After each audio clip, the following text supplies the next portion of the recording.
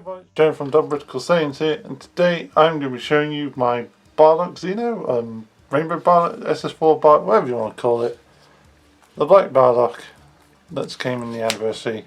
This is the deck profile for him, because he has multiple names. So, to start with, we've got the lead card as always, and he's got two permanents.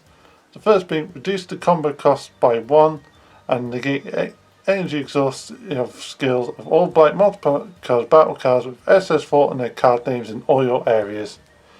Because, here's one for example, they all are multicolour and they all have a combo cost of 1 for 5k. So with Bardock, you just ignore the combo cost and they just count as energy charge, which is really nice. And then for each colour of card in your battle area and energy, he gains 2k power, up to a maximum of 10k, and obviously you've got all 5 colours in this deck. And then when it attacks, you look at 5 cards from the top of your deck, up to 1 black card with SS4 and its card name to your hand, then shuffle your deck. So, being as it's card name not character name, it's much more range of choice, and it just says a card, so it can be a unison or an extra card.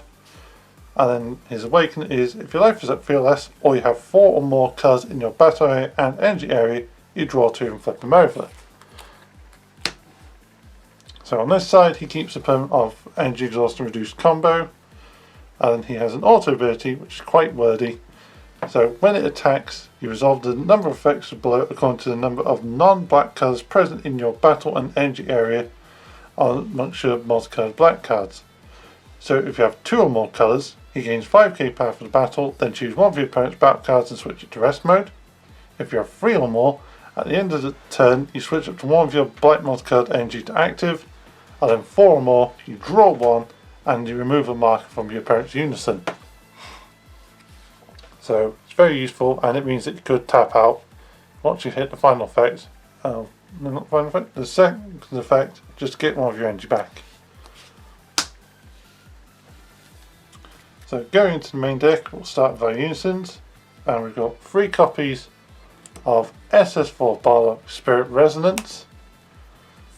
So there is a SS4 Bro that came in the anniversary that you're supposed to use with the deck, but after playing around with the deck quite a bit, because me and Matt both decided to make it, and then Matt kind of came to the idea first of just swapping up for this unison.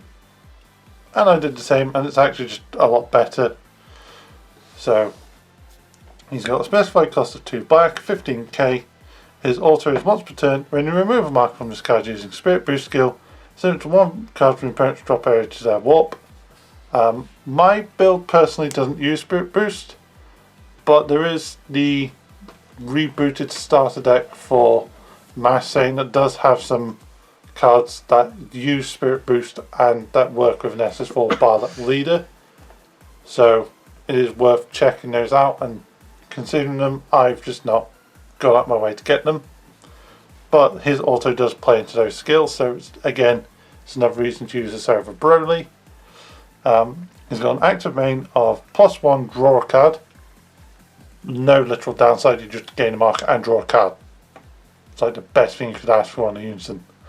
And then he's got -2 active main until the end of your opponent's next turn. The cards attack with battle cards unless they choose 1 card from the hand and send it to the warp each time.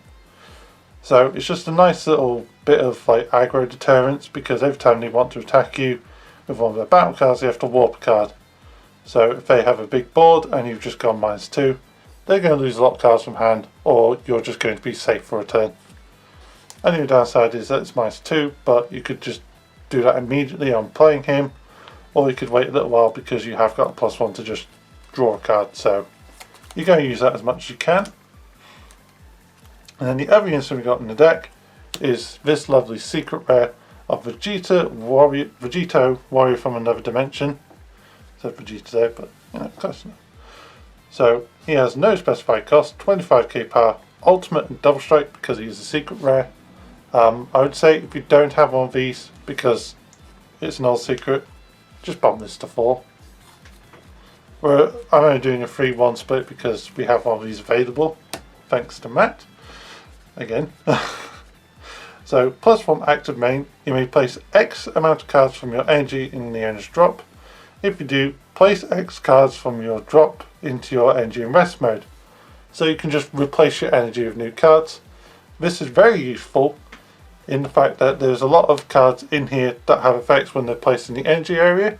So it means that you can get rid of all those, you can get rid of cards that you don't want in your energy, and then place those cards back in that trigger whilst in the energy area and reuse their effects. So that's the benefit, and it's a +1, so you're just adding markers on top. Plus it does have a permanent of if it has 3 or less markers it can't attack, so it just means it's easier to do that. And then it's got +0 active main. You pay a red, a blue, a green and a yellow. You draw 3 cards. He gains 15k and triple attack for the turn, and your opponent can activate counter skills 1 more time for the turn. So again, just becomes a 40k beater. You draw 3 and you stop your opponent from activating another counter during the turn, or a counter in general if you haven't used one yet. I can't say off the top of my head. I'm pretty sure that's how it works. There's a whole load of stuff about its ruling, so have fun reading that. So going into the extra cards now, it's not a huge list of extra cards. We've got 2 copies of Protector of the People. So it's just pay 1, counter attack, negate the attack, then you can choose cards from your hand, discard it, or place it in your drop. If you do, choose one of your leader cards and it gains the following effect. When it's attacked by a battle card, it gains 5k for the turn. So again, just a way to stop some aggro, and it's good because there is a Gohan that acts as a counter attack and can stop attacks depending on how much energy your opponent colours your opponent has in the energy. But if they're using a bit of multicolour, this comes in handy just because Gohan won't be as useful, and it's just a really good negate. So, and then we got 3 copies of Senzu Bean, because we do have blue, because it's a rainbow deck. So it's just pay 1, choose up to one of your cards, gain 5k, and then get up to 2 for energy back to active. So Senzu Bean. And then we have a copy of Ultimate Dark Dragon Slaying Bullet. So this is a counterplay. If your opponent is playing a unison card, they may either remove a marker from it for every 2 cards in their drop area and warp, or place it in their drop instead of playing it. If they don't do either of those, if your opponent can only attack 1 more time for the turn. So it means they either lose their unison, or they only get 1 more attack in the turn, or just 1 attack in general. Its permanent is it counts as Shadow Dragon, but that doesn't make a difference in this deck. And it does have an active main / battle of limit 1. Your opponent chooses 1 of their battle cards with an energy cost less than the number of cards in their drop and sends it to their warp. So again, it's just a little bit of board removal, and it's a really nice counterplay to just run in decks in general. So chucked 1 in. And then moving on now to the battle cards, which are the bulk of the deck. To start with, we've got 4 copies of Master Roshi Masterly Majesty. So this is a very good card for multicolour decks in general, because its auto is you choose 1 multicolour card in your energy, return it to your hand. When you combo with this card, choose 1 card in your hand and place it in your energy in rest mode. So it doesn't have to be a specified leader colour or energy colour. You just combo this to swap a multicolour from your energy with 1 in your hand. Which again, for the ones that have a non-place in energy skill, you can just trigger their effect again. Or you can add something back that you wanted to use later on. And next we got a couple of one-offs. So we've got a one-off Vegeta's True Fighting Spirit and a one-off Goku True Fighting Spirit. They both are very similar. They're both 5k. They both have Deflect. They both add a card from your left to your hand on the attack to gain 10k. So they're both a little safe for Awakening. But their secondary auto is where their tech kind of comes in. Because Vegeta's is, if your leader is a Black Saiyan card, when your opponent switches their energy to active using with a non-awakened skill, they choose cards from their hand and send to the warp. So it's just there's a little bit of like punishment for energy refreshment. And then Goku's is, if you lose the Black Saiyan, when your opponent activates a counter skill, they choose cards from their hand and send it to the warp. So counter play, counter attack, counter counter. The first time you do a counter skill, you make them warp a card. So it's just very nice, and it's a little bit of disruption. Next we move on to our 2-drops, which do make up a bulk of the deck. Well, they make up a lot. So to start with, we have our super combos, which we've got 2 copies of Goku Time Patrol Elite and 2 copies of Supreme Card Time Prism Bringer. So the Goku is just your standard, if your life's on 4 or less, combo draw card, because we can't use the Vegeta that would draw 2, as we don't have mono black energy. And with Goku, it's also just another target for Gogetas. So, because there are Xeno Gogetas. And then we've got the Supreme Kai, which was made for this deck. I should straighten that up. So, it's got auto limit 1. If your leader is black and your life is up 4 or less, when this card is used in the combo from your hand, you draw 1 and it gains plus 2k combo power for each colour in your energy area. So it starts off on 1k, but then it goes up in 2s. So at most it can be an 11k combo, which is good because it's just a 1k above this, and that's why it's a limit 1 as well. But you just run a nice split like that, and you've got a generic and a special. Plus running 4 Supreme Kai means you just can only super combo once a turn, which is very painful. And then next we have 4 copies of... I've gotten this in the weird way. No, I haven't. Okay. Don't mind me. Right. So we've got 4 copies of SS4 Bardock Prismatic Burst. So Bardock is a 2-cost 16k. It's got energy exhaust, which I'm just not going to bother reading anymore. It's got counterplay of you play this card, and if the battle card being played has 20k or less power, it's placed in your drop instead. So it's just a denial of hope as a battle card. And then his permanent is, if you have 2 or more black multicolored energy, you may add a card from your life to your hand.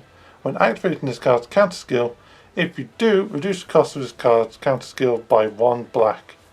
So instead of having to pay a black and a red, you just pay a red and you add a card from your life to your hand.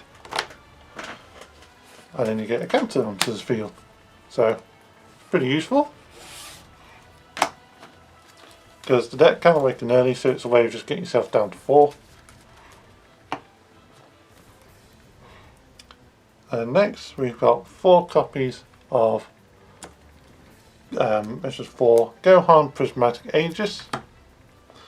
So he's got double strike 16k and he's got 2 autos. The first being, if your leader is a Bardock Xeno and you have a black multicolored card in your energy other than this card, when this card is played in your hand is played or placed in your energy area, choose up to one of your opponent's unison cards with 3 or more markers on it and remove a marker. So the thing to note is that it gains this, its first auto can activate twice so long as you play it into the battle area first, then charge it. Because if you charge it, you'll then have 1 in your energy, which would stop the second one from activating its auto when you play it on the field. But it is nice in the fact that you can charge it, do an effect, and then with something like Master Roshi, you can add it back to your hand, and you could place it again to remove another marker, or just swap out for a different card. And then it has a secondary auto of when it's played from your hand, choose up to one of your opponent's battle cards with an energy cost of 4 or less and send it to the nearest warp. So, with it being green, it just does a bit of disruption.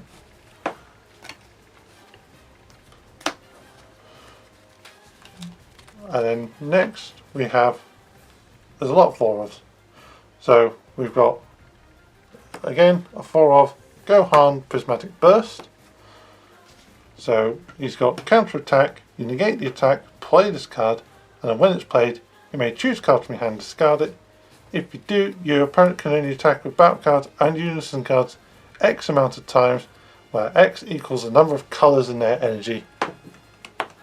So it's really good in the fact that if you're up against a mono deck and they have to fall board, you can be like, okay, well, I'll negate, play Gohan, I'll ditch card and you can only attack one more time.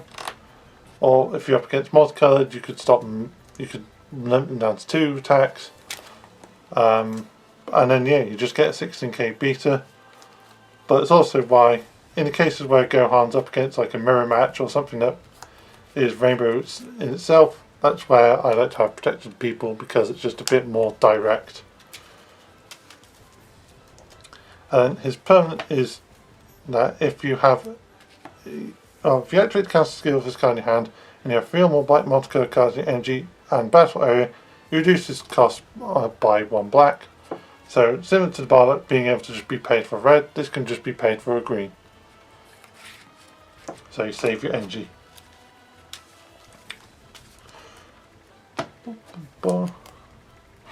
And next we got a 3 of, which is Son Goku Prismatic Aegis.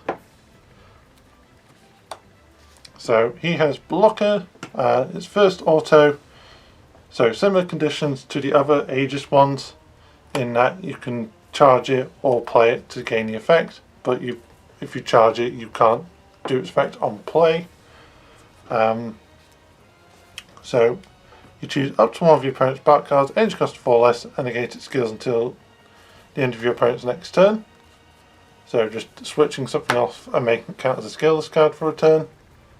And then when it's played from your hand, you choose up to 1 of your opponent's back cards, switch it to rest mode, then KO if it's skillless. So the benefit here is you could pick something in active mode that doesn't have barrier, turn its effects off, then switch it to rest mode and kill it. And then afterwards you just have a nice 16k blocker. But this is why I run it at 3, because it's less likely to get its effect off than the others. But there's still enough Gokus and Vegetas for when we want to do our Gogeta. And then finally in 2 drops we have 4 copies of Vegeta Prismatic Aegis. So again, when it's charged or played, you choose up to 1 card in your opponent's hand, place it at the bottom of the deck, and then your opponent draws a card. So just hand disruption. Usually Vegeta you kind of want to charge first because it's a blue, so you can Senzu, and then you can just immediately get rid of a card from your opponent's hand. But then when it's played from your hand, you draw 2 and then place a card from your hand to the bottom of the deck. So if you play them from your hand and you don't have them in the energy, your opponent loses a card, and then you draw 2 and lose 1. So you still benefit either way. Going on now to 3 drops, we have 4 copies of Bardock Prismatic Aegis. So he's got unique and barrier. Like the others, he's a 16k. He does have a permanent of, if you lead as Bardock Xeno, reduce his cost by 1, so it becomes a 2k. And then again, like the other Aegis ones, he has the effect of when it's played or placed in energy and don't have enough copy. You choose up to 1 of your opponent's battle or unison cards, and it gets minus 2k for each colour in your energy. So at most you can reduce something by 10k, which if you hit unison and it goes down from 10k and would hit 0, it loses the marker. Battle cards, you can just either pop something or just again reduce it by 10k. No downsides. And then he has active battle once per turn. Choose up to 1 of your opponent's battle cards and it gets minus 5k for the turn. So the benefit is that because it's an active battle, it means that you could do it when your opponent's attacking you and just be like, oh well, you're swinging a 15 at my 15, you're not comboing, I'll just go minus 5, safe. Or if you're attacking, again, you can just minus 5 a battle card and make it easier to get rid of it. Or if it's a blocker, you can just basically kill it if you're not already. So, but yeah, Bardock's just there to be red, basically. And next we've got 4 copies of Son Goku Prismatic Burst, and I will show alongside him as well the Vegeta Prismatic Burst. Because these cards are very similar. The only difference is their auto effects. So Goku's auto is you pay 1 black if you lead a black Saiyan card and there's 3 or more energy between you and your opponent. At the end of this battle, which this card is used in a combo from your hand, you may play it from your drop area in rest mode and choose it to one of your opponent's uses and negate its skills for the turn. Vegeta has a similar play condition. The difference is when you play it, you choose it to one of your opponent's battle cards, energy cost of 3 or less, and return it to his hand. So Vegeta can bounce something, Goku can negate their unison skills, and then the active main is exactly the same. Of you pay 1 black, you send it to Neo's warp, choose it to 1 black multicolored battle card, energy cost of 2 or less, energy cost of 2 in your hand and play it. Then at the start of your next turn, you add this card from your warp to your hand. So you can just be like, okay, opponent's turn, play this out in rest mode, my turn, swing, then after I've attacked with it, I can send it to the warp, play a 2 cost, next turn, they'll go straight to my hand, or whatever the use I need of them. But they're not restricted on what leader they have to be with, or what kind of setup they have to be with. It's just 3 or more energy between you and your opponent. So they could go in Xeno decks just to give you a bit of board presence, and more likelihood of going to a Gogeta. Speaking of which, we'll now just jump. So we've got our 8 cost singular copy of SS4 Gogeta thwarting the Dark Empire. So he's got 35k triple attack blocker, permanent. Whilst this card is in rest mode, it can't be carried by your opponent's skills. And then its auto is once per turn. When this card attacks, your opponent chooses 2 cards in their hand and 2 of their battle cards, ignoring barrier, send them to the owner's warp, and at the end of your turn you switch this to active mode. Because he is triple attack blocker, so it means you can attack 3 times and then get a 35k blocker. And then his active main is you pay 4, you choose a Son Goku Xeno and a Vegeta Xeno in your battle and or drop area, send them to your warp, and then play this from your hand. So it's just a very nice 35k triple beatdown blocker, which I'd run more of if we had more available. But to make up for that, we have 3 copies of this other SS4 Gogeta Prismatic Burst. So this one has 1 keyword skill, Quad Strike, and he's got auto. When this card is played, you resolve the effects below based on the card colours in your energy area. So if you have a red, you deal damage to your opponent. If you have a blue, you draw 3. If you have a green, your opponent discards 2. If you have a yellow, choose it to one of your opponent's battle cards, one of the opponent's cards and switch it to rest mode. So it could be an energy, leader, unison, battle card, whatever you want. And then if you have a black one, choose 2 of your opponent's battle cards and send them to the owner's warp. Obviously in this deck, once he hits the field, we're doing all 5. Because we're waiting till we can do all 5 before we play him. Plus, even though he's a 10 cost, he has an active main of you pay 5, you choose a Son Goku Xeno and a Vegeta Xeno in your hand or battle area, place them in the drop, and then plays from your hand. So he has a cheap cost, and then you'll have his rainbow effect go off to do all that, and then afterwards you just have a 35k quadruple beat stick. So can't really complain about that. And the nice part is, because he can choose handle battle area, it means that we have some synergy with the Gogeta and Vegeta that can go back to our hands. But it also means that if they're in our drop, we could then warp them to bring out the other Gogeta. Although you wouldn't likely do both in the same turn because this is a 5 cost. So, and this is a 4 cost, so you'd have to charge to 9 if you want to do both in one turn. Or you just have to send to like mad.